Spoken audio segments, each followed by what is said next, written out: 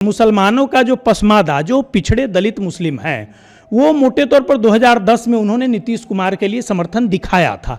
तो इस चुनाव में जिस प्रकार के परिणाम आए हैं, अगर उनका ठीक प्रकार विश्लेषण हो तो मेरा मानना है कि पुनः पसमादा मुसलमान जो है उसने फिर नीतीश कुमार के तरफ विश्वास एक जगाया है और नीतीश की तरफ वो बढ़े हैं। टिकट वितरण या आपसी जो भी तालमेल होना चाहिए वो नहीं हो पाई, जिसका खामियाजा भुगतना पड़ा।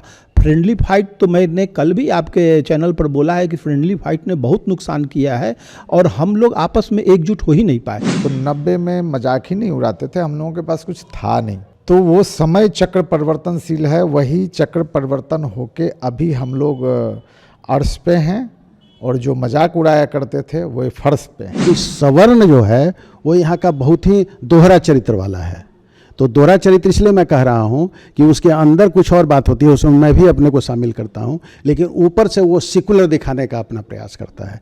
लेकिन जो यहाँ की पिछड़ी जातियाँ हैं, पिछड़े समाज के लोग हैं, उसमें भी दलित समाज के जो लोग हैं, वो दिल से हिंदुत्व को चाहने वाले लोग हैं। मैं देखता हूँ कि अभी जो जल ढालने के लिए जो लोग आते हैं, उसमें आप देखिए उसमें 80% लोग पिछड़े समाज के लोग हैं, दलित समाज के लोग हैं। मैं अपने मोहल्ले में देखता हूँ पासवान समाज के लोग लगातार उस प्रयास में करते हैं और वहाँ मैं सवर्णों की संख्या बहुत ही कम देखता हूँ। तो M+Y 14% यादव और 17% मुसलमान, फिर राजद के पक्ष में क्यों नहीं है?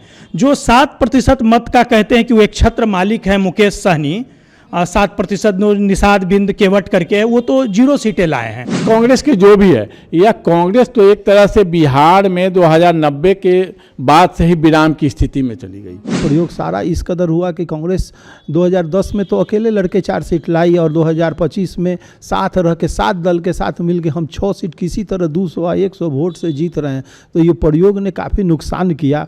कहा गया कि सनई पंथा सनई कंथा सनई पर्वत लंघनम। तो आप निरंतरता अगर बनाए रखेंगे तो आज न कल आप भविष्य में स्थापित होंगे। इस चुनाव में प्रशांत जी ने जो बड़ी बड़ी बातें की वो सारे दावे खोखले साबित हुए।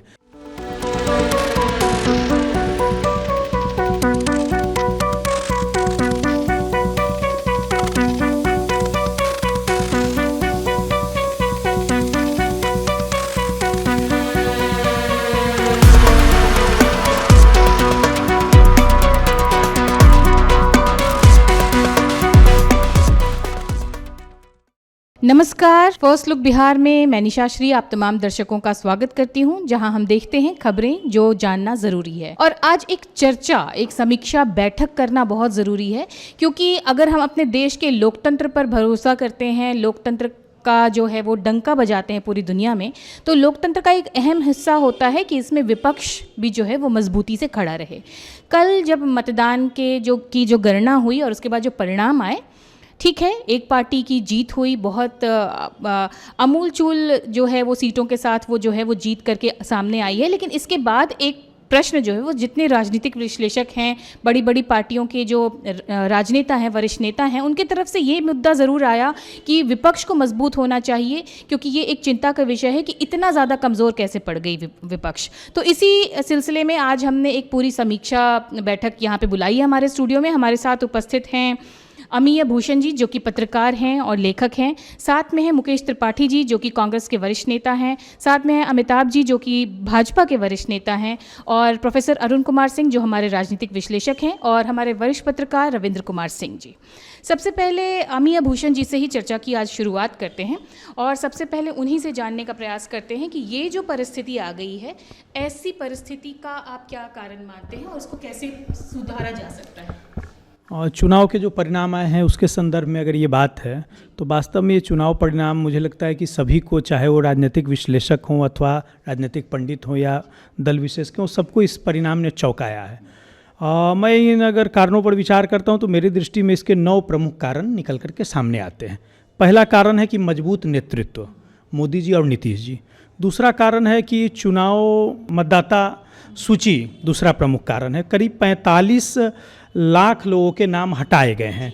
तो एक तो वो हुआ है कि बहुत सारे जो फेक वोटर हैं वो हटाए गए और विगत पिछले 3 महीने के अंदर करीब 21 लाख युवा मतदान सूची में जुड़े हैं, युवा जो पहली बार मतदान कर रहा। तो दूसरा ये कारण है। तीसरा है कि जंगल राज की आहट और जंगल राज को लेकर के एक भय का वातावरण। यूँ तो पूरे बिहार में इस बार चुनाव में छिटपुट घटनाएं हुई हैं, लेकिन 4-5 घटनाएं बड़ी महत्वपूर्ण है। एक आपने गया में देखा होगा पूर्व मंत्री अनिल कुमार के साथ, जो राष्ट्रीय जनता दल के समर्थकों के द्वारा हुआ, और उसी पहले चरण के चुनाव के पहले आपने देखा होगा कि महनार में लालू जी के बड़े लड़के तेज प्रताप के साथ वैसी ही घटना हुई। यहाँ तक कि बिहार के उप मुख्यमंत्री विजय सिन्हा के साथ भी लखीसराय के चुनाव में ये चीज़ हुआ। तो लोगों को लगा कि ये तो टेलर है। जब ये मोकामा में ठीक है कि सामने वाले कैंडिडेट दबंग थे, लेकिन बाकी जगह जो राजनेता थे, चाहे वो अनिल कुमार हो या तेज प्रताप यादव हो अथवा वो विजय सिन्हा जी हो, इनकी छवि इस प्रकार की नहीं रही है बाहुबली की। तो उनके साथ भी और सब जगह ऐसा हो रहा था। तो जंगल राज एक टेलर और भय, तो ये तीसरी हुई मेरे दृष्टि से। चौथा मेरे दृष्टि में है कि इंटरनल सिक्योरिटी।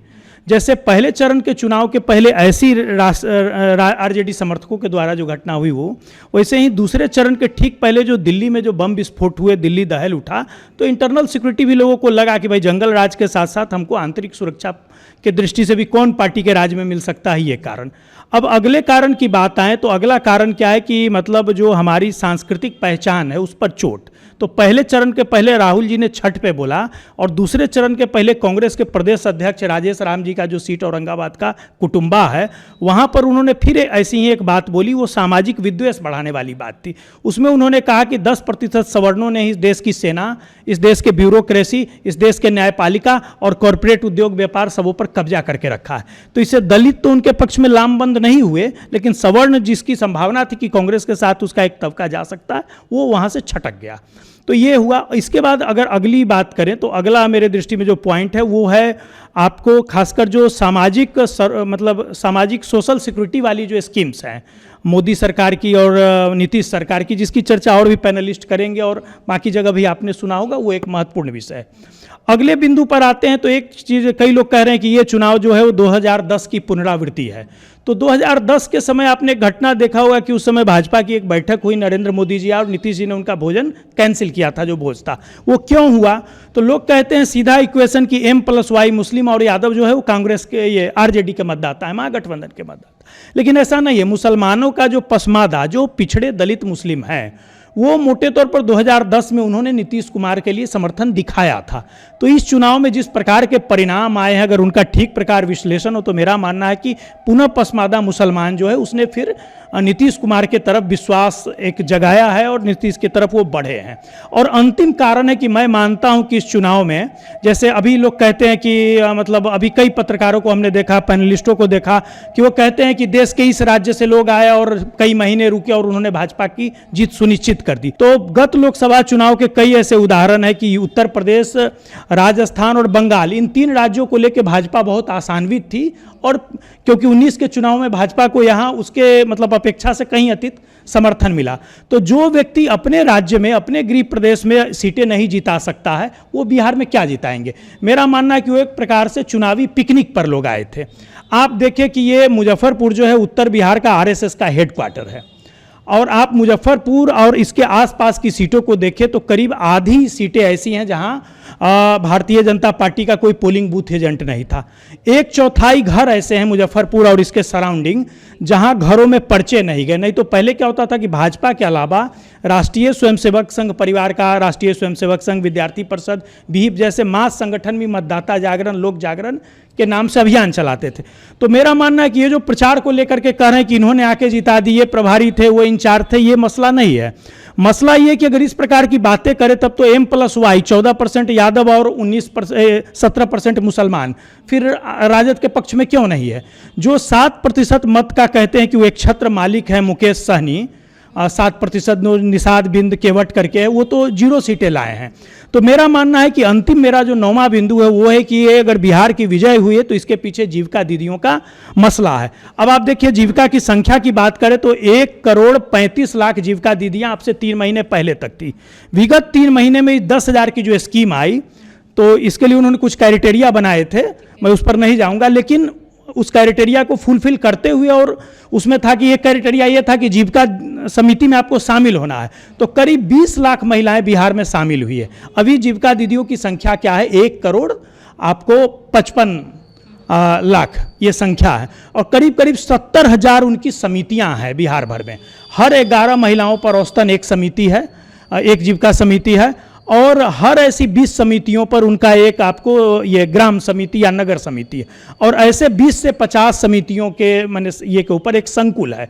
तो ये पूरे मैंने एक बहुत मजबूत व्यवस्था थी, और जीविका के माध्यम से मुझे लगता है कि जो सर्वाधिक प्रचार हो पाया है या जो ज़मीन पर परिवर्तन हो पाया है, तो मुझे लगता है कि जो MY कह रहे हैं उस समाज की भी महिलाएं आकर के वो जीविका के नाते उन्होंने मतदान किया है। मोदी जी ने भी अपने कल विजयी भाषण में ये कहा कि हमने लोहा लोहे को काटा, और उस तरह से उन्होंने कहा कि हमने एक दूसरा MY समीकरण बनाया जिसमें महिला और युवा वोटरों को उन्होंने आकर्षित किया।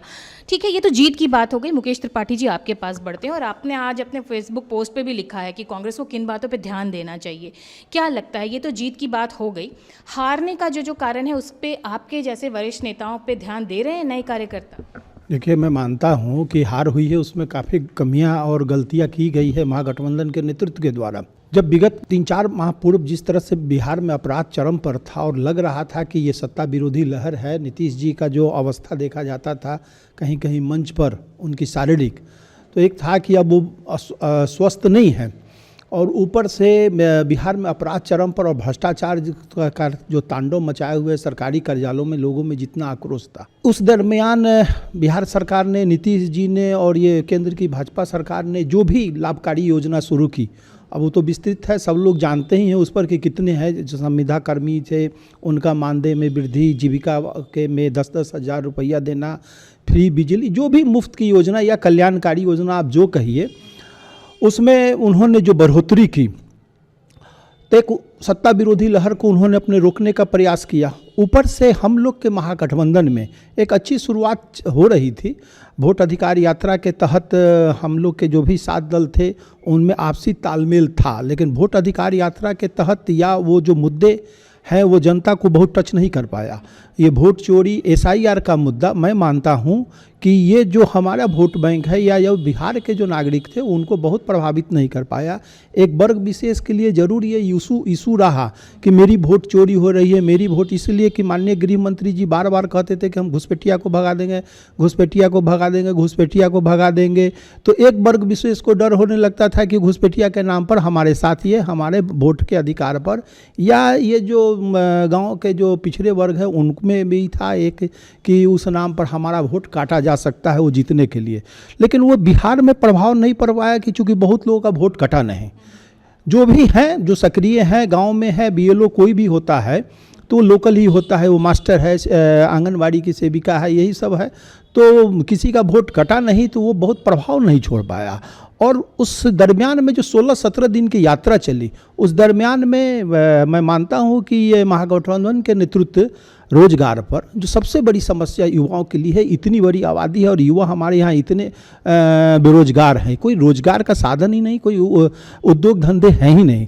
आज तक 20 साल में नीतीश जी ने काफ़ी काम किया है। जाइए पटना का तो सूरत बदला जाता है, गांव-गांव में सड़क बनी, लेकिन एक IT हब नहीं बना पाए। आज हैदराबाद या बंगलोर तो हम लोग के लिए, बिहार के युवाओं के लिए सपना है, वहीं जाके उनका सपना पूरा होता है, लेकिन 20 साल में बिहार में वो सपना हमारे बच्चों का पूरा नहीं हुआ।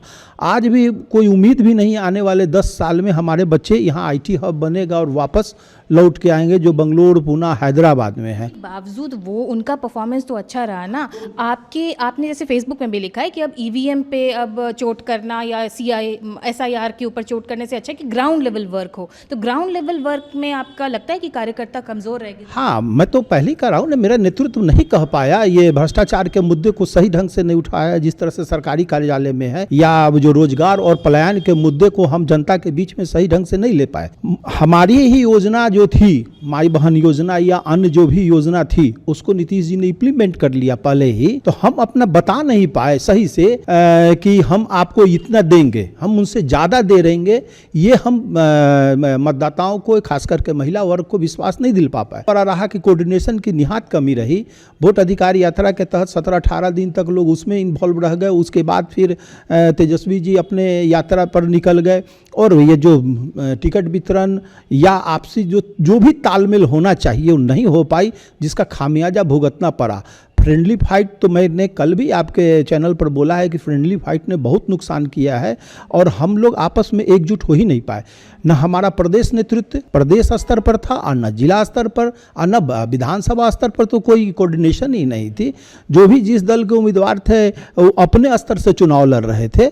मैंने कई एक विधानसभा क्षेत्र में देखा है कि हम सहयोगी दलों का कोई बहुत ज़्यादा तालमेल नहीं था। ये कारण रहा है और हम मतदाताओं फिर भी मैं मानता हूं कि वोट काफ़ी मैं एक उदाहरण देता हूं कि एक निहायत ही सकरा विधानसभा में बिना आर्थिक साधन के एक निहायत ही एक सामान्य व्यक्ति उमेश राम जी ने 83,000 वोट आया। कहाँ से आया? जबकि वो धनबल से लड़ रहे थे।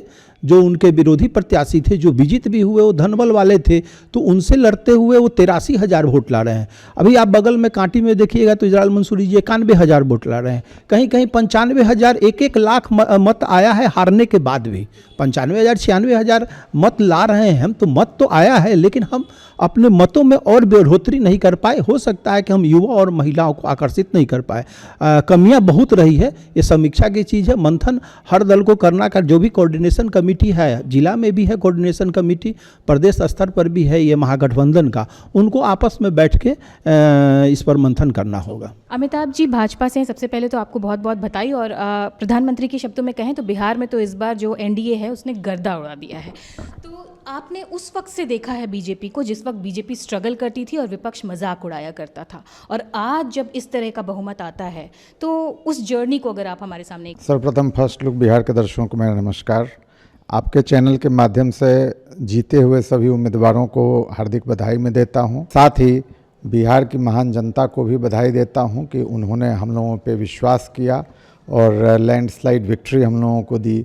साथ ही हम अपने महान प्रधानमंत्री को बधाई देते हैं, माननीय मुख्यमंत्री जी को और भाजपा के तमाम नेता और कार्यकर्ताओं सबों को बधाई देते हैं कि उन सबों के सम्मिलित प्रयास से ये मुकाम हम लोगों को हासिल हुआ है। और बिहार की जनता ने जो हम लोगों की डबल इंजन की सरकार है और मोदी और नीतीश जी के नेतृत्व में भरोसा जताया है। आपने कहा कि देखिए ये समय का चक्र है, समय का चक्र परिवर्तनशील होता है। तो जब 90 में मैं पार्टी ज्वाइन किया, 89 से मैं राजनीति में हूँ, तो 90 में मजाक ही नहीं उड़ाते थे, हम लोगों के पास कुछ था नहीं। तो वो समय चक्र परिवर्तनशील है, वही चक्र परिवर्तन होके अभी हम लोग अर्श पे हैं और जो मजाक उड़ाया करते थे वो फर्श पे हैं। तो जब जो स्ट्रगल करता है वही सतत प्रयत्नशील रहता है, सफलता उसे ही मिलती है।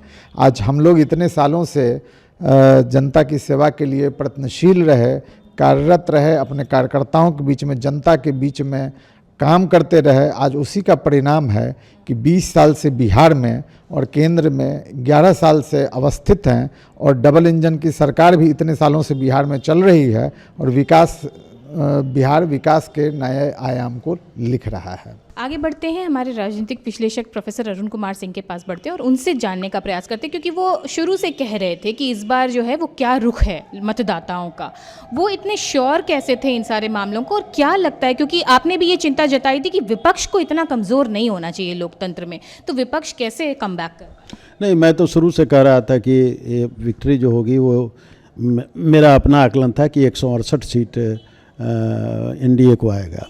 उसके पीछे मेरी अपनी सोच ये थी कि पिछले बार जो 2020 में चुनाव हुआ था उसमें लगभग दोनों जो एनडीए और महागठबंधन दोनों लगभग बराबर थे, परसेंटेज ऑफ वोट्स में भी और एक्चुअल वोट में भी बराबर थे। लेकिन उस समय ये चिराग पासवान अलग हो गए हुए थे और चिराग पासवान काफ़ी सीटों पर चुनाव लड़ रहे थे और चिराग पासवान का ऐसे भी जो वोट शेयर है उनका लगभग 5.5-6% है। जब ज़्यादा सीट वो लड़ते हैं तो थोड़ा ज़्यादा बढ़ जाता है, नहीं तो 5-6% है। और उपेंद्र कुशवाहा भी उस समय एक 2020 में एक अलग ग्रुप बना के AIMIM वगैरह के साथ वो चुनाव लड़ रहे थे।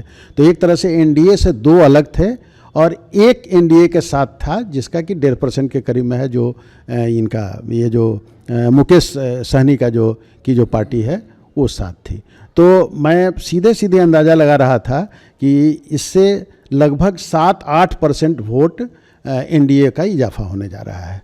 तो एक तो मोटा मोटी मेरा ये था, और वही करीब करीब हुआ है कि 10% का मार्जिन हो गया है। अब आप पूछेंगे कि 10% का मार्जिन क्यों हुआ?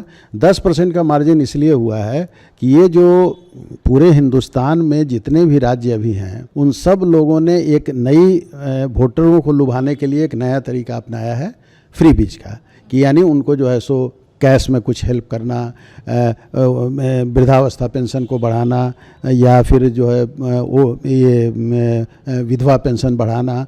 तो इस तरह से करके जो नीतीश कुमार यहाँ नहीं अब तक करते थे, ये पहला दफ़े हुआ है, जबकि नीतीश कुमार को भी उस लाइन को पकड़ना पड़ा है, जो सभी उसमें कांग्रेस शासित राज्य भी हैं और बीजेपी शासित राज्य भी हैं, सभी लोग ये काम करते हैं। तो ये काम हुआ है। तो 10,000 रुपया जो गया, और वो भी गया 1,40,00,000 लोगों के बीच में, वो जा चुका है महिलाओं के बीच में।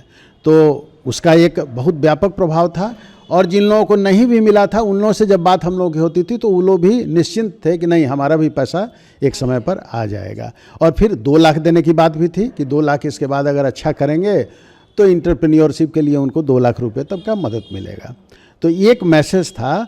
इससे क्या हुआ कि महिलाओं की संख्या बहुत बढ़ गई, और लगभग जैसा कि मैंने कल भी कहा था कि लगभग मर्दों का पूरा, जैसे यहाँ महिलाएं कम हैं, पुरुष के बनिस्बत महिलाएं की संख्या कम है, तो उस संख्या को पाटा, और उस संख्या को पाटने के बाद लगभग 4,40,000 वोट महिलाओं ने एनडीए को ज़्यादा दिया है। तो इस तरह से करके ये जो वोट परसेंटेज बढ़ा है, वो सिंपल गणित था कि इससे एनडीए जो है सो 168-70 सीट पर जाने का था ये बराबर। और मुजफ्फरपुर के बारे में भी मैंने, जो मेरे जो निकट के लोग थे वो सब लोग जान रहे थे कि मुजफ्फरपुर के सीट में भी 9 सीट के बारे में मेरा था कि 11 में 9 सीट निश्चित रूप से एनडीए को रहेगा।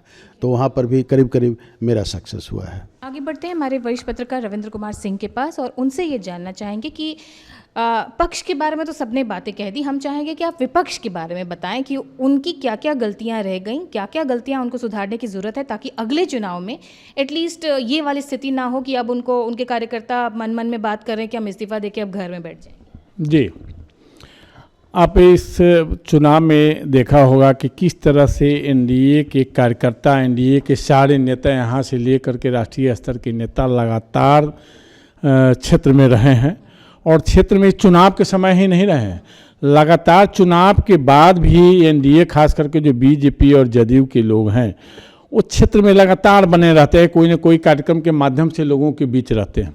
लेकिन अभी देखिए, चुनाव हुआ, राहुल गांधी जी के बारे में जानकारी मिल रही, विदेश चले गए, फिर जैसे तेजस्वी जी आराम कर रहे हैं, लेकिन भाजपा के लोग आराम नहीं कर रहे हैं, वो लगातार डटे हुए हैं, लगे हुए हैं और लगे रहते हैं। तो एक तो हो गया उनका प्रबंधन, राजनीतिक कौशल, जिसके कारण वो लगातार क्षेत्र में जनता के बीच रहते हैं, जनता की समस्याओं को सुनते हैं, उसका निराकरण का प्रयास किया जाता है और लुभाने का भी प्रयास किया जाता है जो जनता का है। तो एक तो ये दिख रहे हैं। आप देखिए, जैसे प्रियंका गांधी को ही देखिएगा, हर चुनाव के समय वो आती है, लेकिन चुनाव के बाद कहाँ रहती है कोई पता नहीं रहता है। और राहुल गांधी जी के बारे में बता दिया, कांग्रेस के जो भी है, यह कांग्रेस तो एक तरह से बिहार में 2090 के बाद से ही विराम की स्थिति में चली गई, और कांग्रेस लगभग उनका, वो तो राजद के सहारे चल रहे हैं, जिसके कारण कुछ सीटें भी कांग्रेस को आ जाती।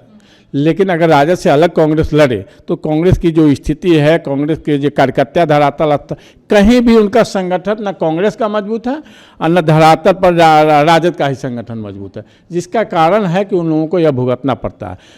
दूसरी बात, जैसे अमिय भूषण जी का है, नेतृत्व क्षमता। नेतृत्व क्षमता तो वास्तव में नीतीश जी का चाहे मोदी जी का है, जिसके बल पर एनडीए चुनाव लड़ता है और जीतता आ रहा है, तो है, लगातार वो लोग काम करते रहते हैं। लेकिन इनका नेतृत्व क्षमता लालू जी के बाद बिहार में महागठबंधन में जो अब कांग्रेस के धाराशायी होने के बाद लालू जी का साम्राज्य हुआ, तो लालू जी जब बीमार पड़े, जेल में गए, फिर अब अभी बीमार है उम्र के हिसाब से, तो तेजस्वी जी में वह क्षमता नहीं है। तेजस्वी सीधे प्लानिंग बना करके, आप ये देखे हुएगा चुनाव के अंतिम समय तक टिकट बंटवारा लोगों को फाइनल नहीं हो रहा था। जो तेजस्वी को मुख्यमंत्री के रूप में पेश करना था आगे, वह मतलब राहुल गांधी जैसे नहीं कर रहे थे।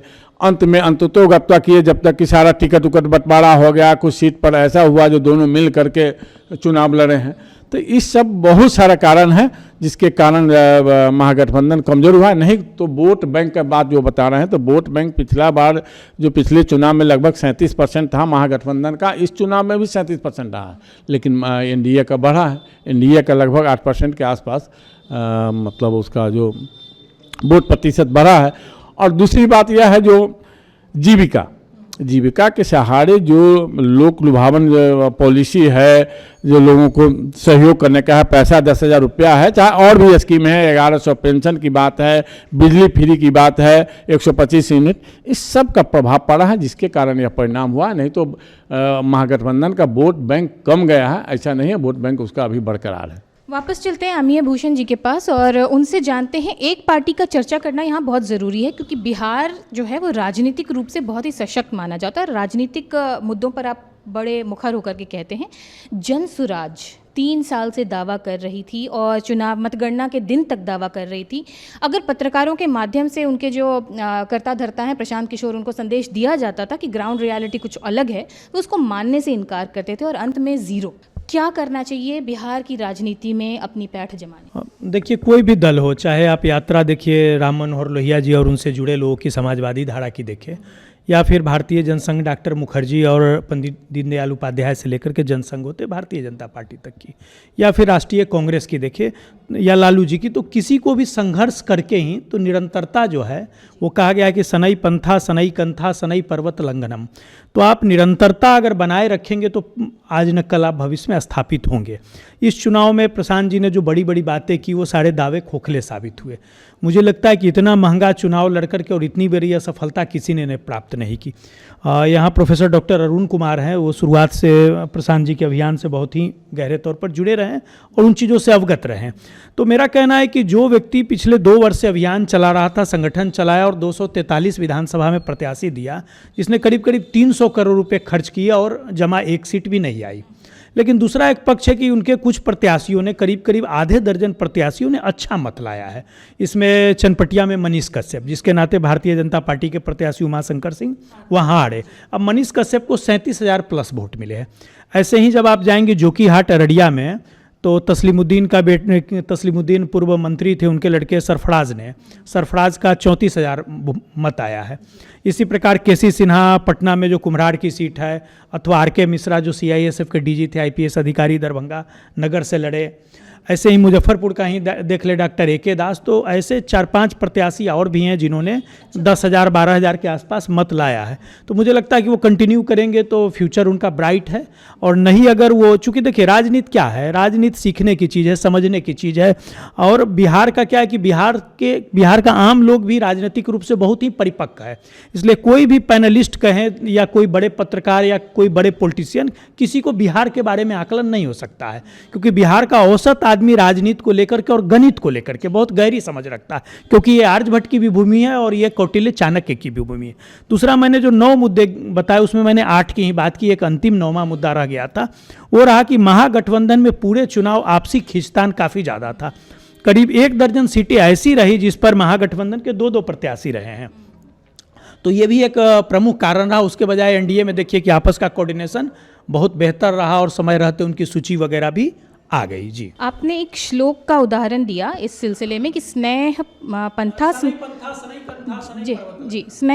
स्नेह कंथा स्नेह पर्वत लंघनम, और उसके बाद मैं उसको पूरा कर देती हूँ, स्नेह विद्या स्नेह वित्तम पंचेतानी स्नेह स्नेह। और इसमें अगर हम प्रशांत किशोर को देखें तो वो सबसे पहले पर्वत लांघने की ही कोशिश कर रहे थे और कहीं ना कहीं हो सकता है, और विद्या और जो वित्त है उसको भी वो इस्तेमाल कर रहे थे, और उन्होंने जो खान पान यानी कि जो राजनीति का आहार है शायद उसको इग्नोर कर दिया। ये आप उस श्लोक के माध्यम से बताना चाह रहे थे।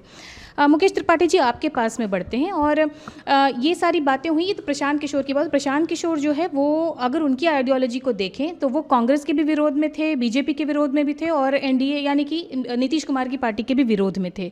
और ऐसे में फिर जो महागठबंधन है वो अगर अपने आप को एकत्रित कह रही थी, तो इन दोनों के बीच में क्या विरोध हो गया कि फाइनल तक भी ये लोग डिसाइड कुछ नहीं कर पाए थे। और यहाँ पर इस चूक को आप कैसे पाटेंगे?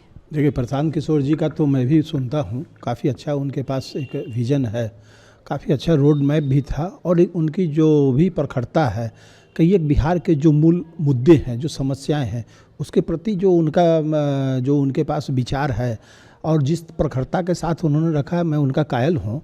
और मैं नहीं जानता है कि बिहार के किसी भी अन्य नेता के पास बिहार की जो समस्याएं हैं या जो भी मूल मुद्दे हैं उतनी जानकारी या समझ है या कोई प्लान भी है।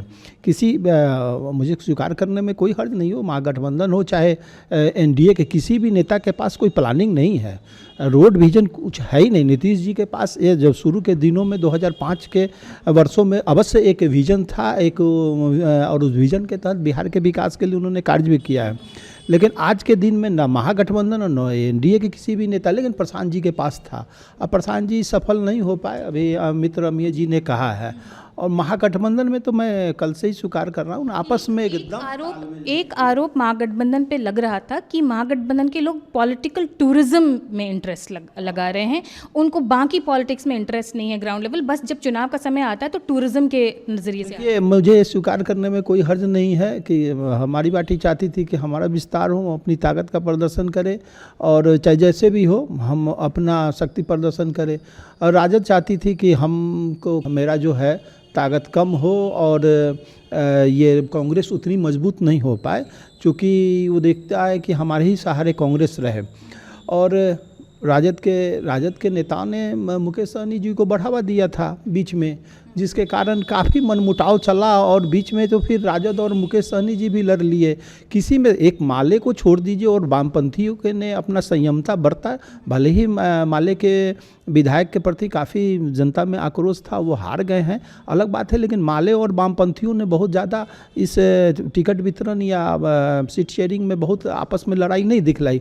और आईपी गुप्ता ने भी काफ़ी अच्छा एक परफॉर्मेंस किया और जीते भी हैं आईपी गुप्ता। इसी से एक सवाल जोड़ना चाहूँगी कि ये जो बात है ना पर्वत, क्योंकि कांग्रेस उस वक्त की पार्टी है जिस वक्त भारत आज़ाद नहीं हुआ था, और ये जो अभी हम श्लोक अमीय भूषण जी के माध्यम से हमको सुनने को मिला कि हम लोग इन 5 वित्तियों को जो है किस तरह से हम लोग धीरे धीरे ग्रहण करते हैं, और कांग्रेस पार्टी इसी कदम पे चढ़ते चढ़ते इतनी ऊंची राजनीतिक पहाड़ पर चढ़ी थी। लेकिन अब आपको लगता है, आप एक वरिष्ठ नेता हैं, इस नाते मैं आपसे पूछ रही हूँ कि कांग्रेस पार्टी के वर्तमान के जितने भी कार्यकर्ता हैं वो आलसी हो गए हैं, वो पर्वत चढ़ने का प्रयास ही नहीं कर रहे? मानता हूँ ना, बहुत दिन सत्ता में कांग्रेस रही, फिर विगत कुछ वर्षों से सत्ता से बाहर है। आलसपन भी और कार्यक्रम भी पार्टी का नहीं है, और नेतृत्व मैं मानता हूँ, स्वीकार करता हूँ, कल भी कहा है कि जो हमारे अध्यक्ष हैं उस और जो विधायक दल के नेता हैं उस पद के योग्य नहीं है। विधायक बनना और संगठन चलाना दो बात है। वो एक व्यक्ति ऐसा है ही नहीं सकते कि विधायक भी हो और अच्छा संगठन भी चला ले, ये कोई बात नहीं है। और युद्ध के मैदान में जब जाया जाता है तो सेनापति को बदला नहीं जाता है अंतिम समय में। सेनापति खराब था, अच्छा था, आप पहले ही 6 महीना पहले बदलते। हमारे जो प्रभारी आए कांग्रेस के युवा थे, वो एक सोच वाले थे, वो भी प्रशांत किशोर जी की तरह कहीं बाहर से किसी कंपनी से आए थे। प्रयोग काफ़ी की, और वो प्रयोग सारा इस कदर हुआ कि कांग्रेस 2010 में तो अकेले लड़के 4 सीट लाई, और 2025 में साथ रह के 7 दल के साथ मिल के हम 6 सीट किसी तरह 200-100 वोट से जीत रहे हैं। तो ये प्रयोग ने काफ़ी नुकसान किया। और टिकट वितरण का तो बहुत उस पर चर्चा हो चुकी है, अब उसको रोने से क्या फ़ायदा है। काफ़ी गलत टिकट वितरण भी हुआ, और आपस में लड़ाई रही, गुटबाजी रही। पार्टी के जितने भी वरिष्ठ नेता थे उनको कोई भागीदारी जिम्मेवारी नहीं दी गई। एक वार रूम बनाया गया, मुझे कहने में अब तो कोई स्वीकार नहीं है कि वार रूम बनाया गया। उस वार रूम ने जितना भसड़ मचाया, एक निर्दलीय सांसद ने जितना इस पार्टी का मजाक उड़ाया अपने बयानों से, और जितना ही नुकसान कर सकते थे उन्होंने किया है। इन क्षतियों को मानते हैं। आगे बढ़ते हैं, भाजपा के वरिष्ठ नेता अमिताभ जी आपके पास बढ़ते हैं। भाजपा के ऊपर हमेशा से आरोप लगाते रहती है विपक्ष पार्टी या कांग्रेस कि ये बहुत रूढ़िवादी है, ये बहुत पुराने विचारधारा वाली है। लेकिन अपनी रूढ़िवादी पहचान को साथ में लिए हुए, संजोए हुए आज भाजपा इतनी लीडिंग पार्टी बन चुकी है, और अपने रूढ़िवादी विचारधाराओं को वो न्यू जनरेशन जो जेन जी कहते हैं हम, उन तक भी ट्रांसफ़र कर रही है। ये कैसे पॉसिबल हो पा रहा? देखिए, अपनी जड़ों से जुड़े रहना हमारा कॉन्सेप्ट है सांस्कृतिक राष्ट्रवाद। तो हम अपनी संस्कृति से अगर जुड़े हुए हैं तो ये रूढ़िवादिता नहीं है। और मॉडर्निटी का ये मतलब नहीं है कि हम अपनी जड़ों को छोड़ दें, हम अपनी जड़ों से दूर हो जाएं। हम वे लोग हैं जो अपनी संस्कृति को संजोए हुए हैं, अपनी संस्कृति का सम्मान करते हैं, साथ ही जो आधुनिकता का जो कॉन्सेप्ट है कि हम computer, mobile, missile technology, space technology, चंद्रमा पर पहुंचने वाले लोग भी हैं। ऐसा नहीं है कि ये एक सतत प्रक्रिया है जो चलती है, हम उन्हीं चीज़ों को बढ़ावा देते हैं। और हमारे जो प्रधानमंत्री हैं, ठीक है कि वो 75 साल के हो गए, लेकिन उनकी विकासवादी सोच देखिए, उनका राष्ट्र निर्माण के प्रति जो उनकी धारणा है, विचार है, और जो आधुनिकता होती है, जो डिजिटलाइजेशन है, जो टेक्नोलॉजी है, उसका इतना सुंदर समावेश आज के डेट में हो रहा है। तो हम रूढ़िवादी नहीं हैं, हम अपनी जड़ों से जुड़े हुए हैं और आधुनिकता के उत्कृष्ट शिखर को भी छूना चाहते हैं, चूँकि उसी में हमारा राष्ट्र निर्माण का भाव छुपा हुआ है, उसी से हम राष्ट्र निर्माण में सफल होंगे। भारत 2047 तक हम लोगों का जो विकसित राष्ट्र बनने का सपना है, उन्हीं चीज़ों के साथ होगा और हम लोग अपने जड़ से भी जुड़े रहेंगे। एक चीज़ मैं और जोड़ देना चाहता हूँ, अमिय भूषण ने कहा कि वो पर्चियों और डोर टू डोर कैंपेनिंग की बात कर रहे थे। देखिए, चुनाव की तैयारी हम लोग हमेशा चुनाव के मोड में ही रहते हैं। हम 6 महीना पहले संयोजक मैं बना तो पूरे बिहार में संयोजक बने गए। 6 महीना में हम लोग दिन रात एक किए हुए थे, सभी सीटों पर लगातार बैठकों का दौर चलता था। सारे कार्यकर्ताओं हम लोग के फिंगर टिप पे होते थे। जैसे मेरे विधानसभा क्षेत्र में 4992 कार्यकर्ता हैं, वो हम लोग के फिंगर टिप पे थे। तो सारे कार्यकर्ता फील्ड में ही होते थे। और अब ये डिजिटल युग है। अभी चूंकि मैं डिजिटलाइजेशन की बात किया हूँ, तो खुद मैं जो मैनुअल पर्ची ठीक है पहुँचाना है, लेकिन मैं तो 500 से ऊपर लोगों को पर्ची तो अपने मोबाइल से ही भेज दिया। और ऐसे हमारे तमाम कार्यकर्ता थे, जो 12 लोगों की बूथ कमेटी है, सभी बूथ अध्यक्ष हैं, सब मोबाइल का युग है, सब चला जाता है। आपको एक वोटर नहीं मिला होगा, मतदाता, जो ये कंप्लेन करेगा कि मतदाता पर्ची नहीं उपलब्ध थी और मैं मत नहीं गिरा पाया, ऐसा आपको नहीं मिला होगा। मेरा ऐसा मानना है। इसलिए मैं उस बात का मैं अपना पक्ष रखना चाहता था कि डिजिटलाइजेशन के दौर में हर घर में मोबाइल है, लोग अपना वोटर नंबर डालते हैं और उनको अपना बूथ नंबर, सीरियल नंबर सब पता चल जाता है। इसलिए हम लोग जड़े से जुड़े हुए लोग आधुनिकता की ओर अग्रसर हो रहे हैं और इसमें कोई बुराई नहीं है। इसके लिए हमें कोई रूढ़िवादी कहे, हमें उसके लिए कोई परवाह नहीं। और एक बात और इसके साथ जोड़ना चाहती हूँ, क्योंकि जब भी कोई चुनाव आए और उसके परिणाम हो तो आपकी पार्टी के लोग राहुल गांधी को अपना मास्टर प्रचारक कहते हैं, क्योंकि कहीं ना कहीं वो नरेंद्र मोदी और भाजपा के विरोध में इतना कुछ कह जाते हैं कि वो भारत विरोधी स्टेटमेंट चला जाता है। तो क्या मानते हैं कि आपकी आइडियोलॉजी इतनी ज़्यादा भारतीय हो गई और कांग्रेस बस उसके अगेंस्ट में मतलब भाजपा के अगेंस्ट जाते जाते भारत। देखिए, होता क्या है कि विरोध करने के चक्कर में मैं राहुल गांधी पर व्यक्तिगत रूप से कभी ज़्यादा ना बोलता हूँ, ना लिखता हूँ, ना मेरी उस बात में रुचि है। ठीक है कि उनके कुछ बयान से हम लोगों को फ़ायदा हो जाता होगा तो वो अलग बात है। मेरा ऐसा मानना है कि राहुल गांधी या कोई भी जो बोलते हैं, वो भाजपा का विरोध करते करते करते, जैसे नहीं होता है कि दौड़ में लोग दौड़ लगाते हैं और जो रेखा होती है उसके पार चले जाते हैं, तो वैसे ही वो विरोध भाजपा का करते करते उनके स्टेटमेंट्स ऐसे हो जाते हैं जो लोगों को लगता है कि ये देश के विरोध में बोल। जैसे इस बार भी छठ पूजा को ड्रामा कह देना उनके अगेंस्ट चला गया। उनके संस्कृति में, चूंकि कई संस्कृति को लेके वो साथ चलते हैं, पता नहीं चलता है। कभी वो जनेऊ पहन लेते हैं, वो भी ऊपर से, कभी वो कश्मीर के कौन सा ब्राह्मण बन जाते हैं। तो वो वो एक संस्कृति को लेके नहीं चलते हैं। उनको बिहार का छठ, जो कि सदियों से चला आ रहा है, जिसको गुजरात में बैठा हुआ हमारा प्रधानमंत्री, उत्तर प्रदेश में बैठा हुआ हमारे मुख्यमंत्री को लगता है कि ये पर्व है, चूँकि उत्तर प्रदेश तक में होता है, उनको ये अगर राजनीतिक ये ड्रामा लगता है, ये पूजा पाठ है, लोगों की संस्कृति जुड़ा हुआ, तो वही बात है ना कि हम रूढ़िवादी हैं। चूँकि उनको हम रूढ़िवादी लगता है, वो मॉडर्न है, उनको लगता है छठ पूजा तो मॉडर्निटी का पार्ट नहीं है। आगे बढ़ते हैं। अच्छा, इसके ऊपर प्रतिक्रिया देना चाहते हैं मुकेश त्रिपाठी जी। अमिताभ जी ने जो अभी कहा इसके भी ये मुझे भी हंसी आ रही थी। अमिताभ जी जैसे थी जो राहुल जी जो बात बोले उसको दूसरे अर्थ में तोड़ मरोड़ कर पेश कर दिया जाता है। आपको याद होगा ना, 2015 में मोहन भागवत जी आरक्षण के मुद्दे पर बोले, कहने का उनका कुछ था, तो विपक्षियों ने उस समय भी उसको अपने ढंग से प्रस्तुत किया, उसका फ़ायदा लिया। तो राहुल जी को एक बदनाम करने की अफवाह के तहत एक षड्यंत्र रचा जाता है संघ परिवार के द्वारा, और एक प्रोपेगेंडा की राजनीति, और मुझे नहीं कहना चाहिए, गोवल्स का मैं नाम नहीं लूँगा, प्रोपेगेंडा की राजनीति के तहत उनको बदनाम किया जाता है। उनका कहने का अर्थ कुछ होता है कि आप देखते हुए आलू से सोना बनाने के बारे में मोदी जी ने कहा था, न कि राहुल जी ने तो उसको दोहराया था। शॉर्ट क्लिप चला के उनको बदनाम करने की एक साजिश रची आज तक जा रही है।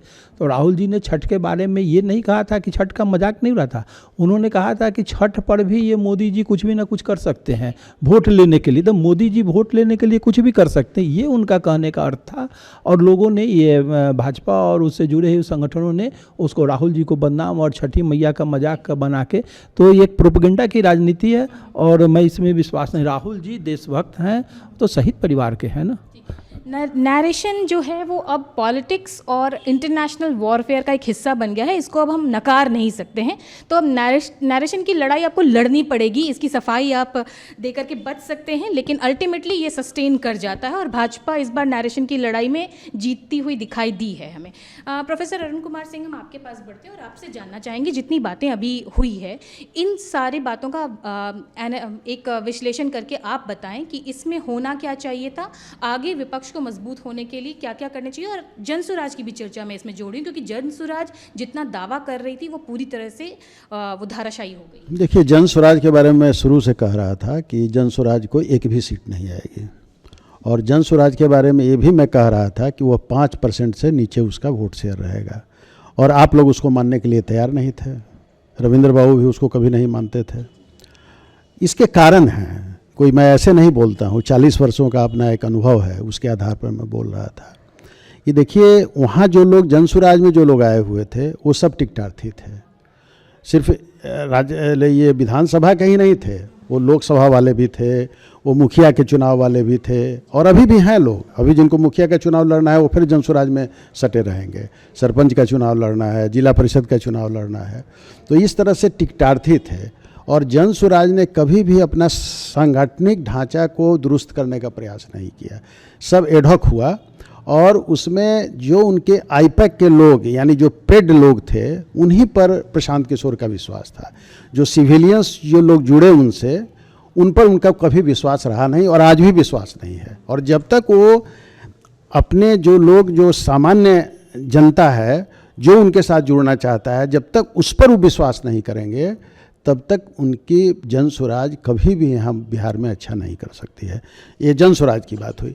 मैं एक दूसरे महत्वपूर्ण बात की ओर इशारा करना चाहता हूँ, वो है कि देखिए, भारतीय जनता पार्टी कहीं ना कहीं राष्ट्रवाद, और उसमें भी खास करके जो हिंदुत्व की बात है, वो भारतीय जनमानस के अंदर पहुँचाने में सफल हो गई है। और वो संयोग से उसने सिर्फ न, चूँकि सवर्ण जो है वो यहाँ का बहुत ही दोहरा चरित्र वाला है। तो दोहरा चरित्र इसलिए मैं कह रहा हूँ कि उसके अंदर कुछ और बात होती है, उसमें मैं भी अपने को शामिल करता हूँ, लेकिन ऊपर से वो सेकुलर दिखाने का अपना प्रयास करता है। लेकिन जो यहाँ की पिछड़ी जातियाँ हैं, पिछड़े समाज के लोग हैं, उसमें भी दलित समाज के जो लोग हैं, वो दिल से हिंदुत्व को चाहने वाले लोग हैं। मैं देखता हूँ कि अभी जो जल ढालने के लिए जो लोग आते हैं, उसमें आप देखिए, उसमें 80% लोग पिछड़े समाज के लोग हैं, दलित समाज के लोग हैं। मैं अपने मोहल्ले में देखता हूँ, पासवान समाज के लोग लगातार उस प्रयास में करते हैं, और वहाँ मैं सवर्णों की संख्या बहुत ही कम देखता हूँ, या गाड़ी वाड़ी पर होंगे वो। तो ये जो एक हिंदुत्व की बात जो एक चली गई हुई है, वो तो संयोग ऐसा है कि उत्तर प्रदेश और बिहार में एक क्षेत्रीय दल का नेतृत्व एक यादव समाज के लोग कर रहे हैं। इसलिए यादव लोग भी हिंदुत्व के लिए लड़ने भिड़ने वाले लोग हैं, लेकिन वो लोग चूँकि उनका नेतृत्व करता जो है वो बिल्कुल विरोध में खड़ा है, इसलिए वो खुल के नहीं आ रहे हैं। लेकिन कोई बड़ी बात नहीं है कि अगर ये पोजीशन बना रहा, और जिस तरह से अभी राजद की स्थिति हुई है, अगर इधर से मतलब इस ओर से, एनडीए की ओर से अगर उनको कोई लीडर, उस तरह का लीडर मिल जाए, ये तो कोई बड़ी बात नहीं है कि उनका भी झुकाव भारतीय जनता पार्टी की तरफ होगा। इसलिए इस पर निश्चित रूप से जो विपक्षी दल हैं उनको बहुत इस पर, चूँकि देखिए हम जैसे लोग कभी नहीं चाहेंगे कि एक दल का प्रभुत्व हो जाए, हम बराबर चाहेंगे कि लोकतंत्र में विपक्ष मजबूत रहे। और इसलिए हम लोग जो 35 सीट आई है उससे थोड़ा हम लोग परेशान हैं कि आखिर जो है सो विपक्ष नहीं रहेगा, मुद्दों को नहीं उठाएगा, तो फिर जो है सो लोकतंत्र कैसे चलेगा। हमारे वरिष्ठ पत्रकार रविंद्र कुमार सिंह जी आपके पास आते हैं और ये जानेंगे कि नैरेशन की जो लड़ाई है उसमें भाजपा इस बार जो है वो जीतती हुई दिखाई दी। नैरेशन की लड़ाई को विपक्ष को कैसे मैनेज करना चाहिए? जैसे बताया जो किस तरह से भागवत जी जो बयान दिए थे तो उस समय विपक्ष कैसे आरक्षण के मुद्दा को भजा करके उससे भाजपा को नुकसान हुआ था, एनडीए को नुकसान हुआ था। इसी तरह जिस तरह से अब क्या कहते हैं राहुल जी छत पर बोले, तो किस तरह यही चीज़ है राजनीति में, किस तरह से आप उसको भजा लेते हैं, उसका रणनीति तैयार करना पड़ता है। उसके बाद आप जैसे बेहतर प्रबंधन से ही आप चुनाव जीत सकते हैं, लड़ सकते हैं और उसमें सीटें ला सकते हैं। लेकिन यह कमी महागठबंधन के नेताओं में बहुत कमी मतलब देखा गया कि इस तरह से वो लोग कोई ऐसा प्लानिंग चाहे कोई स्ट्रेटजी उनकी नहीं थी जिससे वो चुनाव में कुशल प्रबंधन दिखावे और इसमें वो आगे बढ़े।